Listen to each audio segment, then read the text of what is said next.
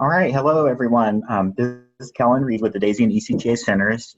Be the host of today's webinar. My goal is just to make sure everything goes smoothly today. And while people are still joining, just wanted to cover some logistics. And then the first one, then they're also shown here on the first slide. You are muted now when you came in, and we want to make sure we have a good recording for the webinar. So we'll be recording, and then that will be shared as well as other information and the PowerPoint or links and resources that the presenters are sharing. And when it comes time for questions, which I know our presenters will be encouraging, you can open up your chat window. There's a little toolbar that pops up when you hover over it at the bottom, allowing you to open up the chat window. So you can enter your questions there directly. We'd also like to hear from you. So if you would raise your hand, another option on your toolbar at the bottom, then I will come along and unmute you so you can speak to everyone. And then lastly, we'll have an evaluation that will be sent out at the conclusion of this webinar. And we really do appreciate your feedback on that. So I think that covers our logistics for today. I'm going to hand it over to Debbie. Hello, everyone. Welcome to this webinar on evaluating implementation of evidence-based practices, tips for improving quality and feasibility. I'm Debbie Shaver from the Daisy Center, and I'm joined today by Margaret Gillis of the Daisy Center, Katie McCulloch from the Early Childhood TA Center, and Stacy Kong from Hawaii Part C. Today's webinar is an encore webinar. We presented this content at the August Improving Data, Improving Outcomes conference. And you may have also, if you participated in the online workshop series about a year ago, we covered this content there as well. So if you have heard us before, we welcome you back. And for those for whom this is the first time, we welcome you as well. What we are hoping to accomplish today is to increase participants' understanding of some basic evaluation principles related to evaluating practice implementation. We will cover some features of high-quality tools and methods for evaluating practice implementation. We hope also that we will increase your understanding or help you increase understanding of some strategies for making this process more practical for you. And then finally, very briefly, we will talk about summarizing data on practice implementation for different purposes. So we will do all that in 4 sections. First, we will be talking about what are we measuring and why. Then we will look at how are we measuring. And then what do we do with all this data? And then finally, we will hear from Hawaii. And so I am going to turn it over to Katie McCulloch, who is going to talk about what are we measuring and why. Thanks so much, Debbie. All right, so I'm going to launch us into the discussion about what we are measuring and why. What we are measuring is practices. Probably many of you are familiar with this visual depiction of the ECTA DAISY system framework. And our focus here is on this middle box about the implementation of evidence-based practices. But we know that we have to have a high-quality state infrastructure to support the implementation of evidence-based practices in order to achieve the desired result of positive outcomes for children with disabilities and their families. So what's the definition of practices? Practices are the teachable and doable behaviors that practitioners use with children and families, which can be used, replicated, and measured for fidelity.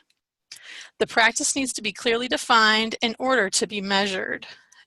So we need to be sure that everyone who's involved in the implementation and measurement of these practices knows what the practices are, what they look like, and how we are going about measuring them in the implementation process. So examples of evidence-based practices I'm sure many of you are familiar with, but some are the pyramid model, the DEC recommended practices, coaching and natural learning environments, routines-based interview, family-guided routines-based intervention, just to mention a number of many of the practices that are currently being implemented through states Part C SIPs currently. So more on definitions.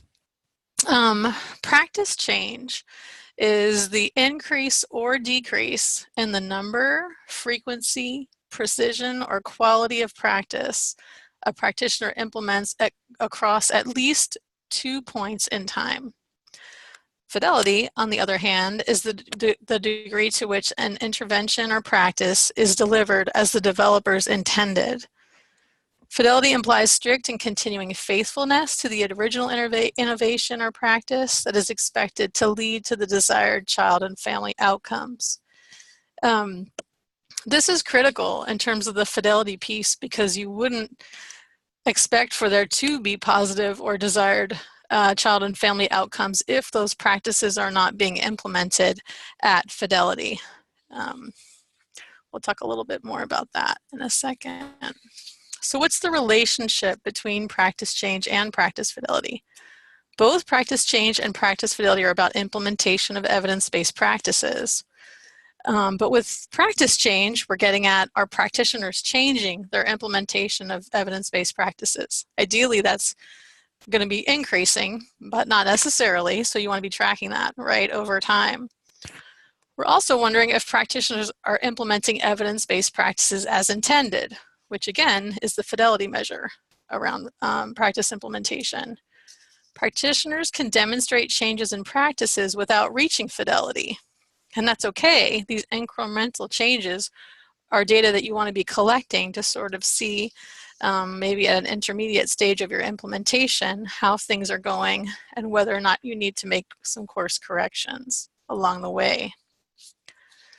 Practice change and fidelity, ideally, they are the same tools or methods to evaluate both fidelity and practice change.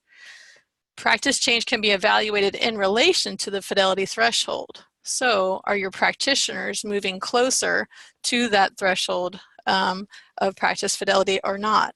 If not, why not? And what implications are there for issues or challenges that may need to be addressed? So why measure practice change and practice fidelity? Again, as I've already touched on, to ensure that practices are implemented as such that improved outcomes are expected, to determine whether practitioners maintain fidelity over time, and to obtain information for monitoring progress. Those incremental increases towards fidelity can indicate that improvement strategies are working and highlight areas or not, right? And if they're not, highlight areas where practitioners may need additional support. And those corrections or mid-course adjustments in practice can be made in a timely manner.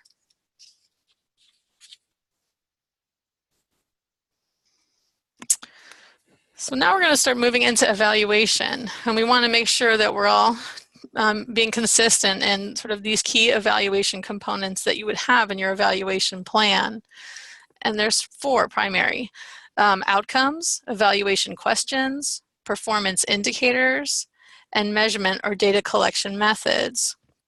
The outcomes essentially are a statement of benefit or change that you expect. And they pretty much come in 2 dimensions: when you would expect those outcomes to occur, whether that be short-term, intermediate, or long-term, and the level at which you are defining your outcome, whether it's the state level, program level, practitioner, or child and family level. The evaluation questions are key questions the state wants to learn and answer with the evaluation. And these can come into 2 main areas: the process of the implementation in order to figure out how it's going, are we being effective in implementing our planned activities, and the outcomes about what did it do, are we achieving the results that we intended. What a performance indicator will do for you is provides an item of information or evidence that a certain condition exists or that certain results have or have not been achieved. And there are a number of types of these indicators, and they include those that measure inputs, process, outputs, and outcomes. Good performance indicators identify specific, observable, and measurable pieces of information that require the use of such terms as like the number of, or the percent of, mean of, or similar phrases to that. And measurement data collection methods, I think you guys are familiar with these, but they identify the evaluation methods that will be used to collect the data for each indicator and who the data will be collected on. So now that we have those established 4 areas, I'm not going to read them again, but what's vital with your evaluation plan is that you have alignment across each of these essentially components of your evaluation plan. This is the most critical thing to keep in mind. So I'm going to show you guys an example. And this provides a sample outcome description with an associated evaluation question and a performance indicator. And what I'd like you to do is look at them briefly on your own and see if you believe they are aligned. So what you do is you start with the outcome. Providers use evidence-based practices to support social emotional skills with parents and infants and toddlers identified with social emotional needs. The evaluation question in this example is, do providers know how to use evidence-based practices to support social and emotional skills with parents and infants and toddlers identified with social emotional needs? And the performance indicator in this example is 80% of providers completed training on evidence-based practices to support social emotional skills with parents and infants and toddlers with social emotional needs. So here we have providers use, right? What's the verb here? Providers use evidence-based practices. But in this example, the evaluation question is, do providers know how to use? Well, that wasn't our original outcome, but that's what this is listed here in this example. The performance indicator here is that a percentage of providers have completed training, but that doesn't indicate whether or not they use evidence-based practices. Do you see the gap here in the alignment? Let me show you what this would look like if it were aligned. Providers use evidence-based practices to support social emotional skills is the outcome. So the evaluation question should then be, do providers use evidence-based practices to support social emotional skills? And the performance indicator is 80% of providers use evidence-based practices to support social emotional skills.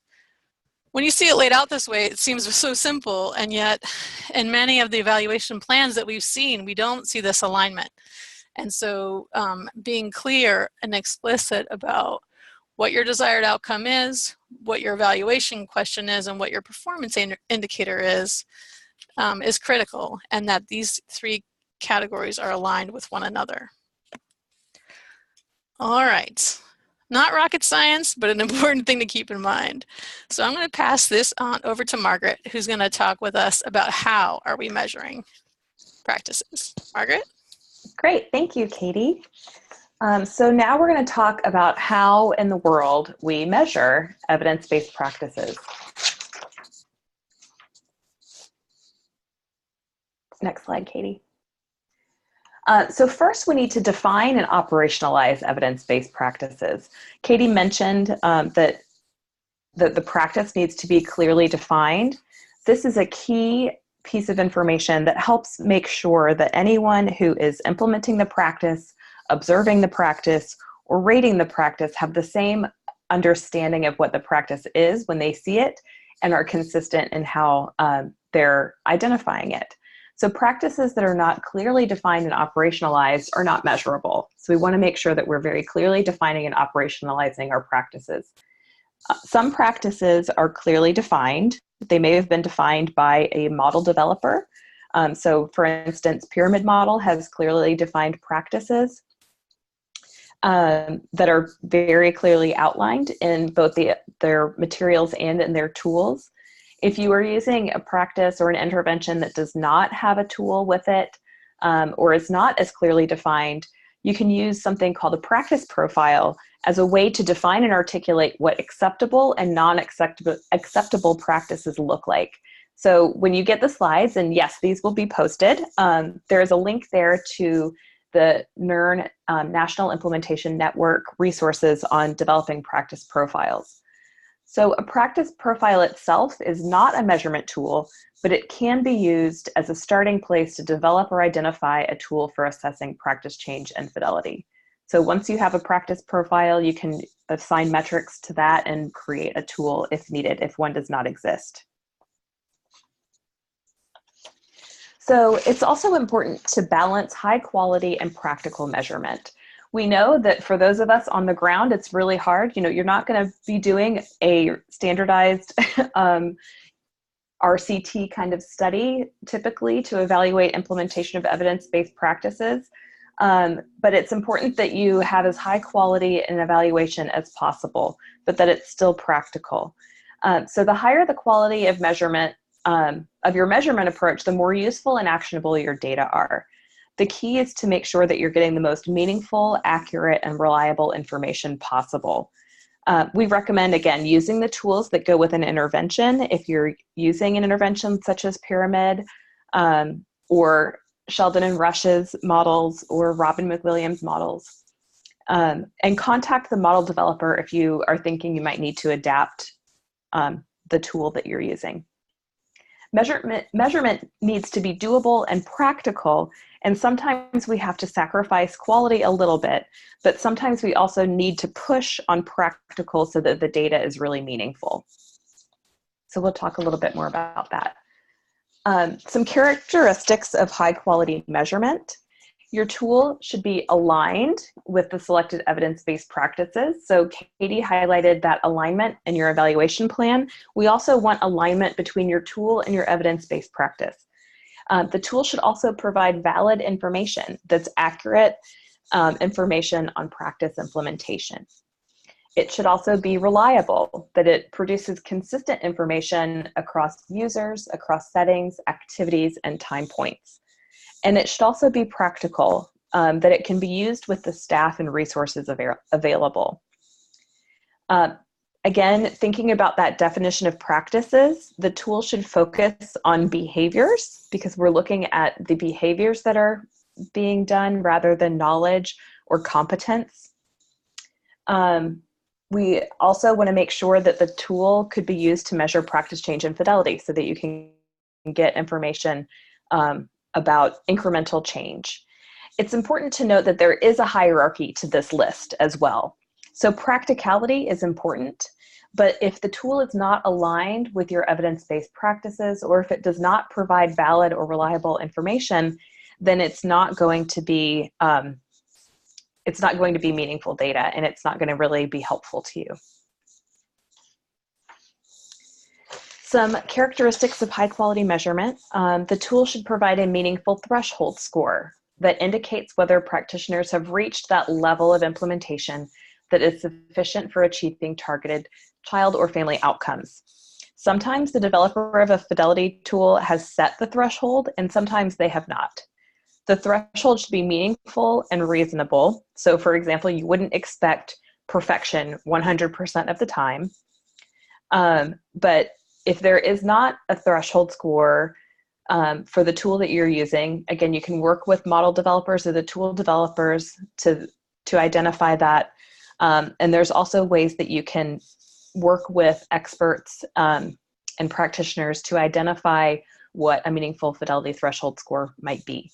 We're not going to get into that in this presentation, but we do have a forthcoming resource that Debbie will mention a little bit later. So again, if you're using a tool developed for a model, you should use that tool and work with the developers. We know that thresholds can be difficult and many tools don't have them assigned, but there are some ways you can identify that piece of information.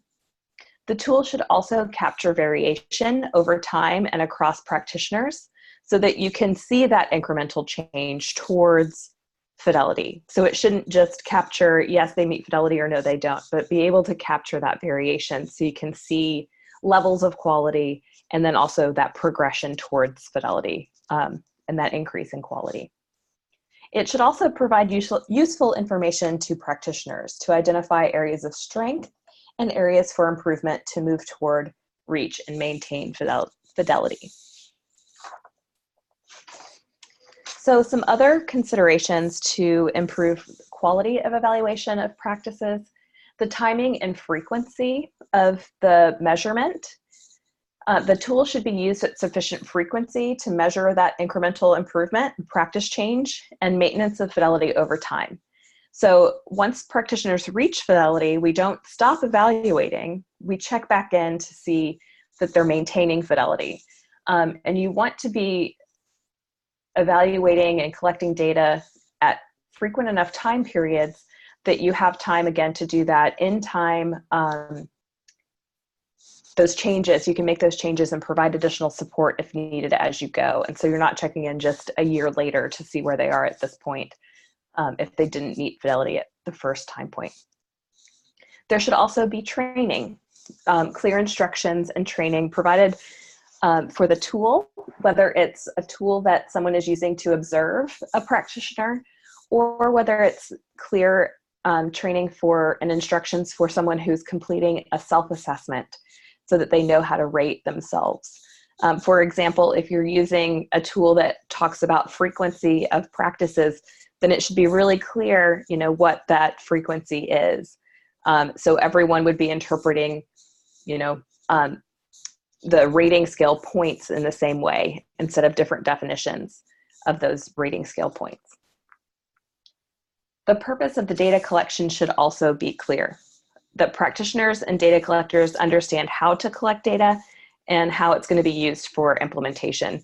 This can increase practitioners and data collectors' buy-in and their commitment to collecting high-quality data. It's also important to note, in some states for ESSEP and in other places, you may have people who are using the same evidence-based practice, or they may be using different evidence-based practices across the state if there's local choice or something like that. If you have people using multiple evidence-based practices, in each of the places that are using one particular evidence-based practice, you should use the same tools so that you can compare across programs for practitioners who are using the same evidence-based practice. It also helps to streamline your training and all of that. So data collection methods. A few common data collection methods are observation by someone else, practitioner self-report, and review of documents. So each of these methods has pluses and minuses. Observation by someone else is going to give you the best information about practice implementation because it's observation of actual practice rather than someone's reflection on what they do themselves or what they report in written documents. So if at all possible, we definitely encourage you to try to do some observation of practices. And we'll talk about some strategies for how you might build that in just a minute. Practitioner self-report is another very common way of collecting data on practice implementation, where practitioners are reporting how often they're using particular practices, the quality of the practices, and things like that. However, practitioner self-report can be biased. Sometimes there's that social bias that happens because we want to rate ourselves more highly, and so we might be more lenient or more generous with ourselves, or in some cases, we may be harsher on ourselves and not give ourselves credit for what we're actually doing, that somebody might actually be able to observe.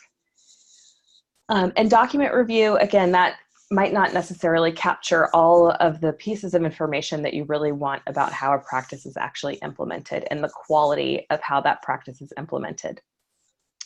Multiple methods can be used, and that can be a good way to triangulate your data. So if you have practitioner self-report, you can do observation with some and see if there are, if they're matching up, if those are really consistent across practitioners, and that gives you some good information.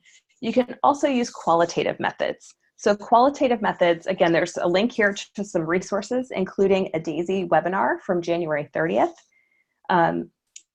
And qualitative methods are a little bit easier to collect than some other methods, but they can be more challenging to analyze because, as you can imagine, trying to analyze interviews or focus groups and things like that take quite a bit of time.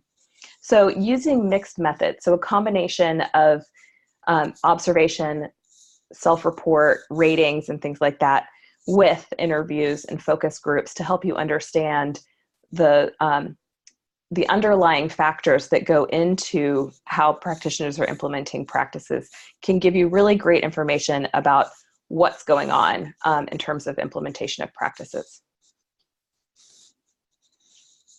So you might be overwhelmed by now, so please take a breath. So we can make it practical. So there are ways to make this practical. One way is to leverage existing processes and structures. So if you have supervisors or coaches, those people can observe practitioners implementing evidence-based practices. And that is a great option because it can help improve implementation as well, because those people can then support practitioners to improve their practices. Also, start with existing tools. Don't feel like you need to create a tool all on your own. Start with fidelity tools that are associated with a model. There are also great tools on DEC recommended practices. And then there are other tools that exist out there that some people have made and have been using that you might be able to have access to, or other tools that you can find that are already there that you might be able to use to look at your practices. Prioritize the practices to be evaluated. It may not be practical to evaluate every single practice that's associated with the evidence-based practice you're looking at. So think about the ones that will have the most impact and that are most important for practitioners to be implementing, and focus on those practices. And then start small. So again, think about having a subgroup of practitioners or programs that you use more intensive evaluation measures with. So for example, observations. Instead of, scaling up your evaluation so you're observing every single practitioner in the state from day one, maybe you have a couple different programs who are piloting that observation tool and procedure for you. And so you can get that observation information and then use something like a self-assessment with the rest of the practitioners in the state.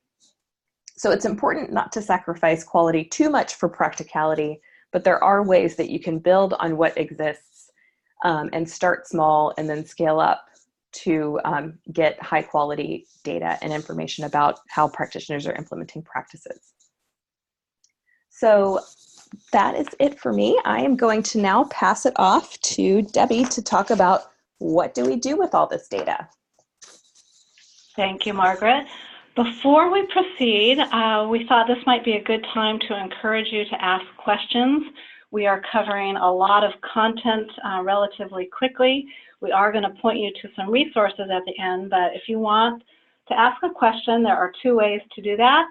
If you hover your mouse, I believe you should have it at the bottom. There's the chat box. If you select the chat, it'll open up the chat box. Or you can raise your hand and we can unmute you. So I'm just going to wait a minute and see if we have any questions at this point.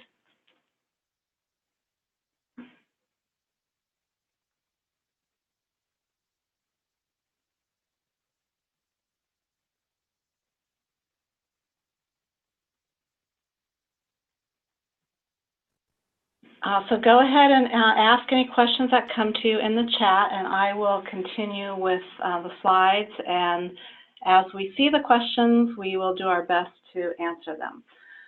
Well, we wanted to talk a little bit about what to do with all your data, because part of a high quality evaluation is producing information that's going to be useful and actionable to decision makers. So this slide, purposes of data analysis and use. You want to be clear about this before you begin analyzing your data, and actually before you even launch the whole evaluation. And so you'll want to ask yourself some questions. What do you want to know from your data? And what information do decision makers at each level of the system, local, regional, state, or whatever levels are in your state.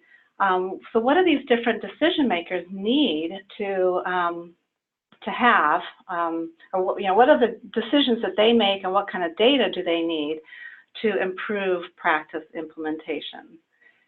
And the type of decisions made at each of these different system levels, that drives the evaluation questions and what would be an appropriate analysis. So we're going to look at a few example evaluation questions.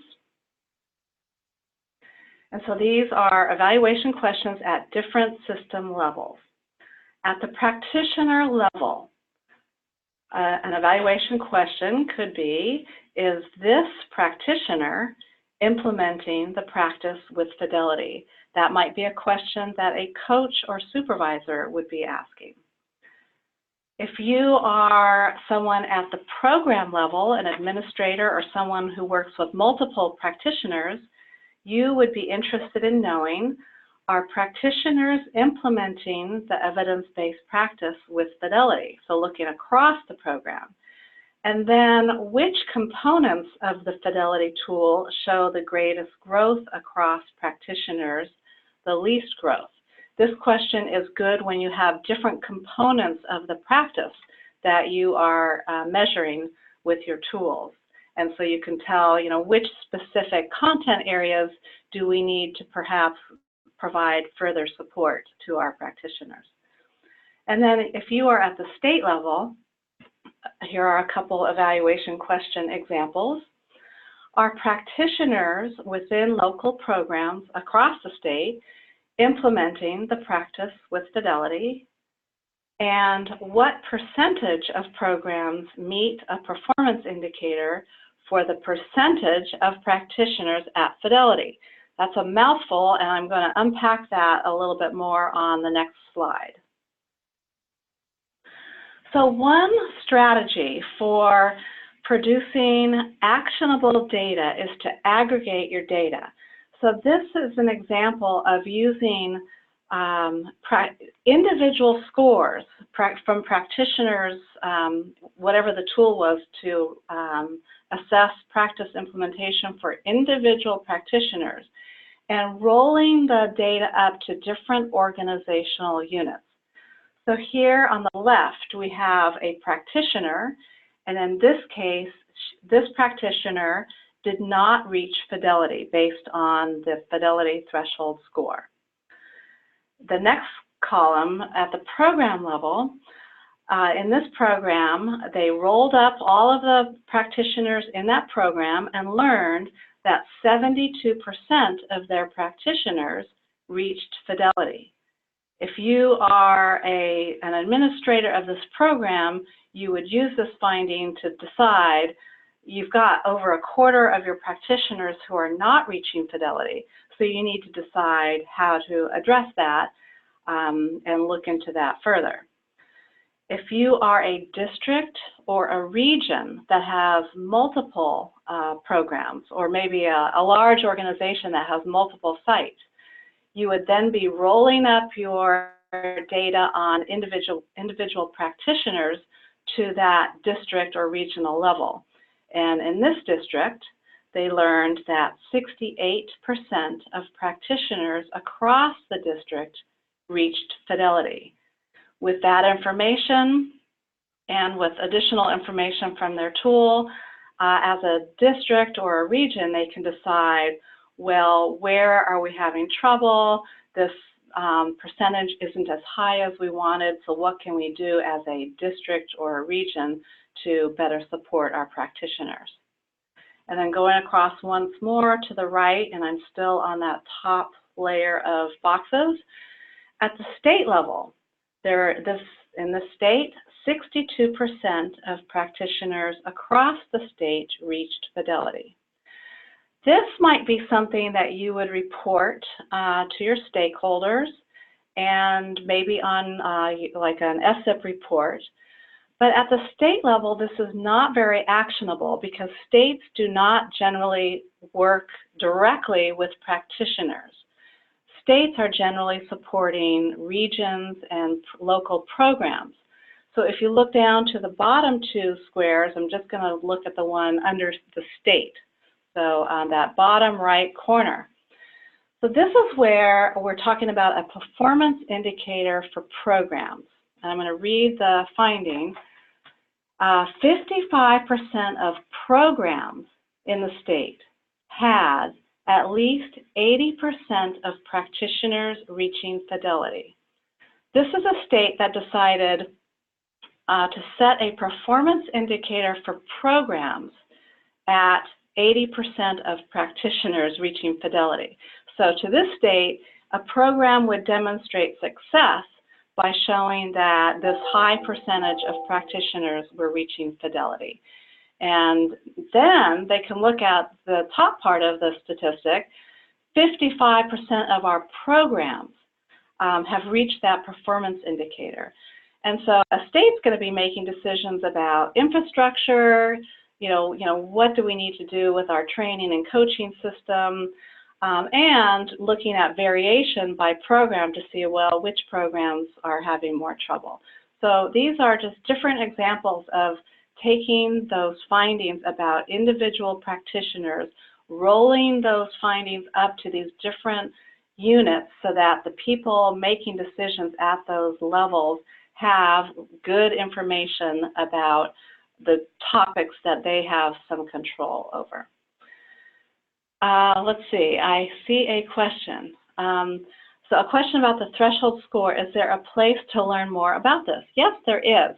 I'm going to cover that at the end. We're going to point you to some resources, and DAISY and ECTA, we are just putting out a resource on that topic. So we will get to that in a few minutes. But first, I want to turn it over to Stacy Kong from Hawaii, and she's going to share about how her state has approached this challenging task of evaluating practice change and practice fidelity. Great, thank you. So for Hawaii SIMR, we went with summary statement 1, in that we are going to look at our 4 demonstration sites and look at infants and toddlers with disabilities and how many have substantially increased their rate of growth in social-emotional skills by the time they exit early intervention.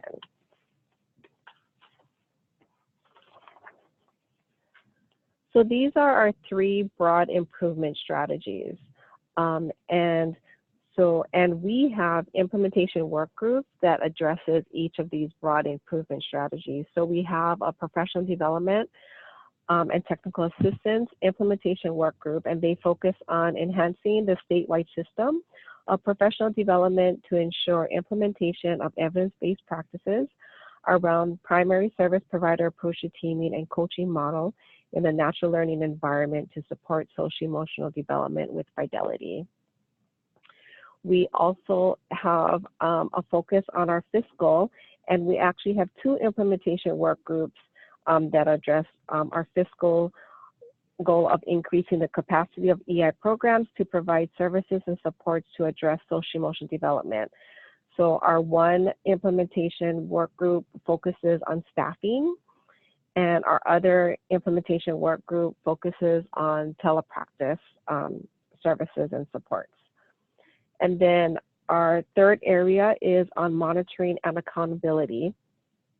And that implementation work group focuses on enhancing the child outcome summary process to ensure data are accurate and reliable and ensure program effectiveness to support evidence-based practices to improve children's social-emotional development.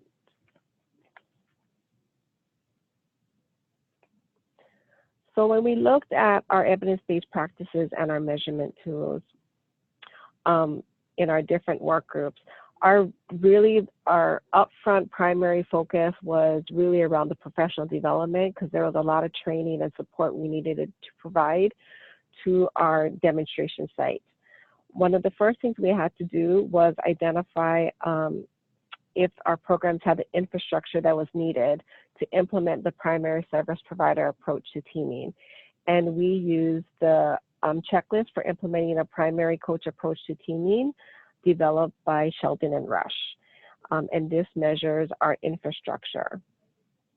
So we were fortunate in Hawaii because we already had the infrastructure in place in terms of our programs had the required positions allotted to each program to implement the primary service provider approach to teaming, meaning that each of our programs had a physical therapist, a speech language pathologist, an occupational therapist, and a special education teacher.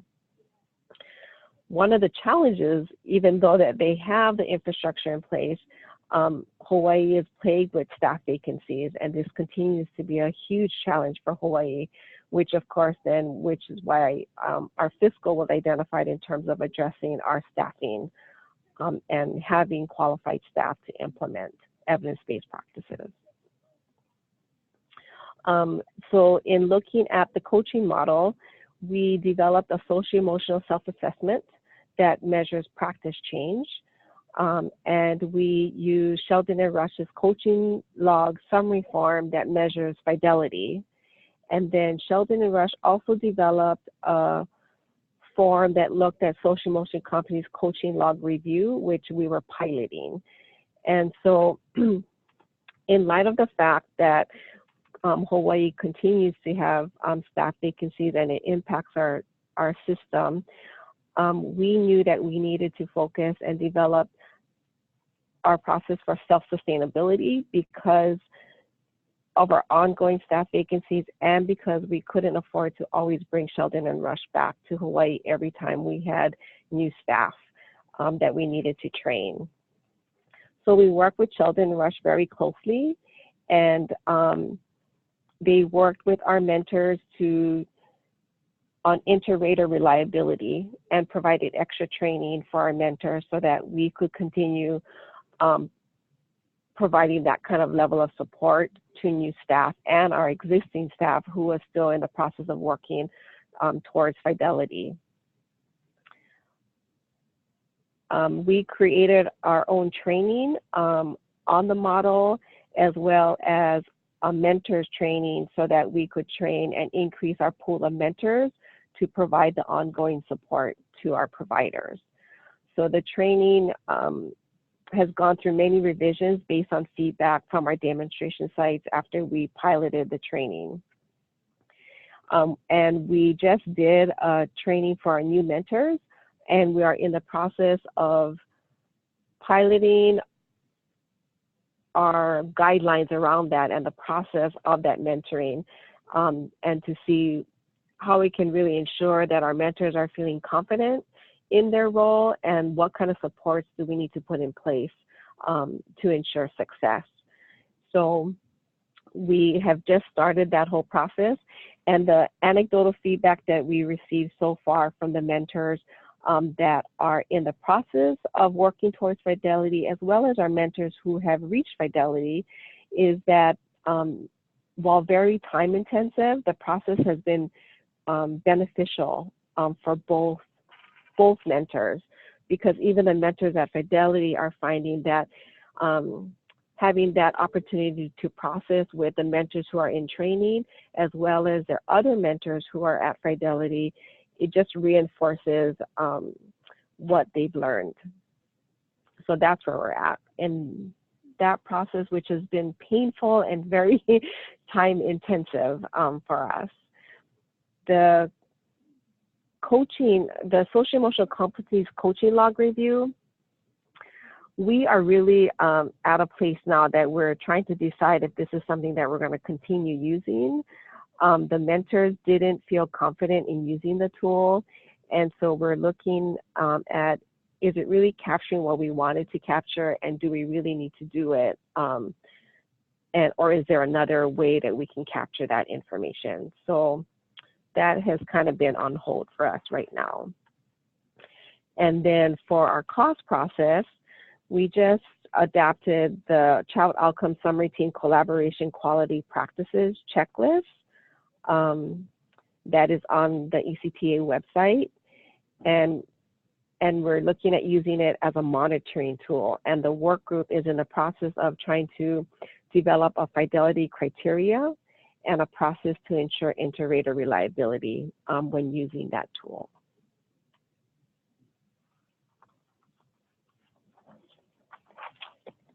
When we participated in the evaluation series, the webinar series, and we were looking at our evaluation plan, we realized that our evaluation plan was not in alignment.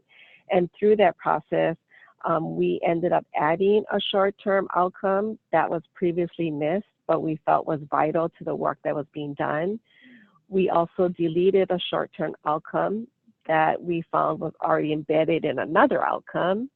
And we deleted an intermediate outcome because the feedback that we got from our demonstration sites was that it was very time intensive to track, and we found that it was really not necessary. And then for all of our evaluation outcomes, while we talked about measurement, we talked about data collection method and measurement intervals, the missing piece that we didn't have was about data management. And the data management was the area that addressed, who entered the data, how will data be stored, how will data be entered, when will it be entered, and how will it be transmitted. So we added that data management piece to all of our evaluation outcomes. And then we also included analysis descriptions to our outcomes. So this is an example of our evaluation plan, and we really worked with our TA providers to help us to make sure that it was in alignment, and so we revised a lot of our components of our evaluation plan. Any questions?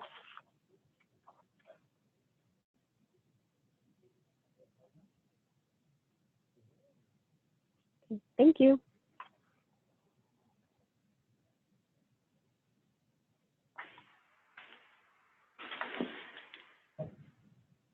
Okay, so we're going to pause again for any questions and comments. Again, to access the chat box, make sure to hover at the bottom of your screen and select the chat. If you would like to get your phone unmuted to ask a question, you need to raise your hand. I wish it was a little simpler, but the technology is such that first you have to raise your hand and then we can unmute you.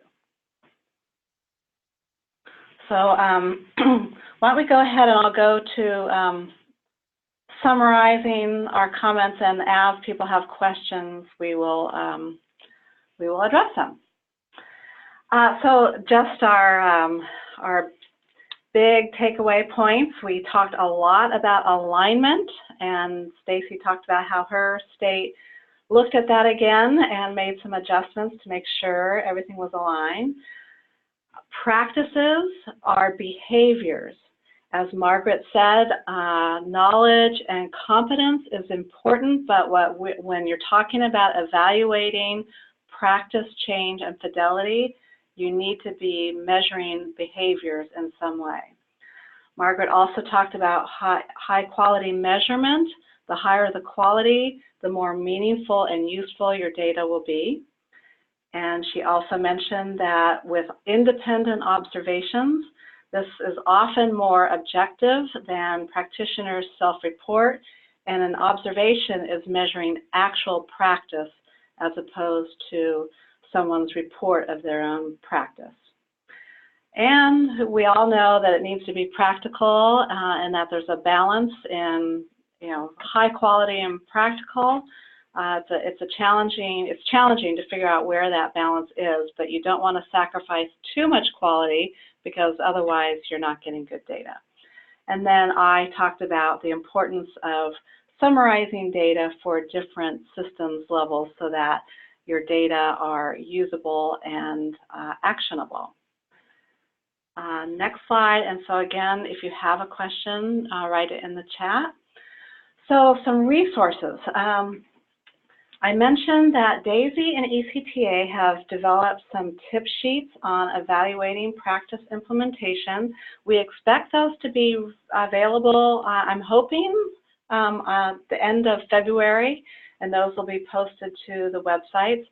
There is one tip sheet on establishing a fidelity threshold. So just to give you, to orient you to these tip sheets, these are very short, so each tip sheet is only a couple pages. But what we've done is we've just really highlighted the key things to consider as you are approaching a topic like how do we establish a fidelity threshold score. And then at the end of each tip sheet, there are resources that you can go to for much more in-depth information. And so for the threshold, for the threshold one, there are some some resources there. In the meantime, if you are in a rush, I forget who asked that question about the threshold score, please contact us. We have our emails here. We'll switch to that in a minute. Or reach out to your DAISY or ECTA TA provider or whatever TA center that you are working with, and we can help you. These are complicated methods and topics, and those of us who've been doing evaluation for many years, this is not easy stuff. So we are happy to help and point you to people or resources to help you move forward in collecting high quality data. So moving on to the next bullet, another resource and tool, well, there's a resource and tool section on the ECTA statewide implementation guide. There's a link there. And Margaret mentioned the qualitative methods. If you want to supplement some of your quantitative data, DAISY produced a brief on using qualitative methods. Okay, so there's our contact information. And again, if you have an urgent question about any of these topics, or if you just today need a resource on establishing a fidelity threshold, please email us. But again, reach out to your TA providers, and we will be happy to get you the support that you need. Okay, so I'm just looking to see if we have any other questions.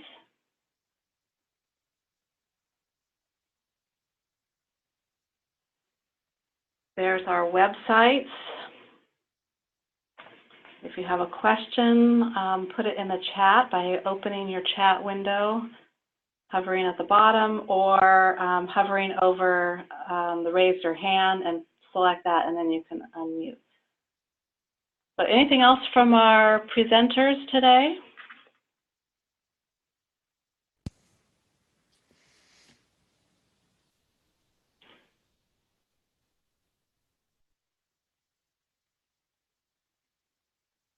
Can you go back to contact? Yes. Katie, can you go back to the emails? Colleen, I hope that's what you are asking for.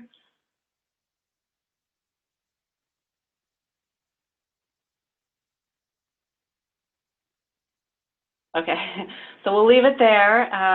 Contact any of us. We're happy to give you some information.